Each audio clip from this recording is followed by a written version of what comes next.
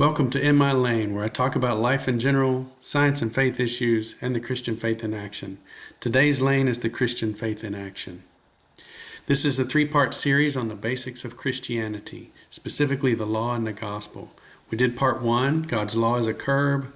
Part 2 was God's law as a mirror that prepares us for the gospel. And today is part 3, God's law as a guide. So this is the scheme that we're building up, that we have the curb of God's law, the mirror of God's law, prepares us for the good news of Christ on the cross, and today we're talking about how God's law can work as a guide.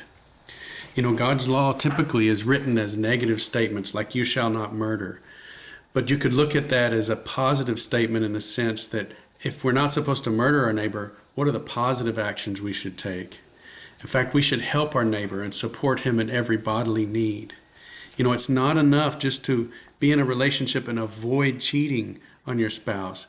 No, we should live chastely and love, honor, and speak well of our spouse. So if it's important for God for us to love our neighbors and love our spouses, that's a positive statement, not merely a negative statement of not committing betrayal.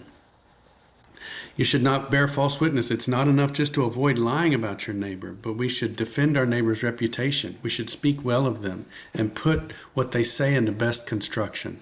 That is a great contrast to what happens online, on the news, and in conversations.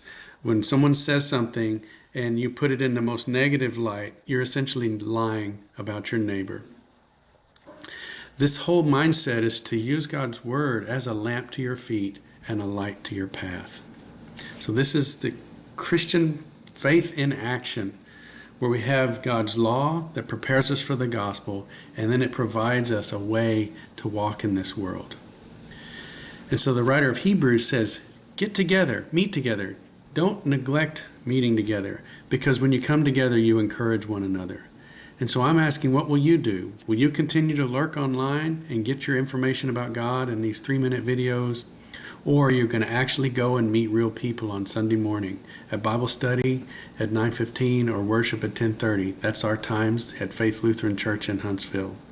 So yes, this is a commercial. Come worship with us. Come get to know us. All are welcome.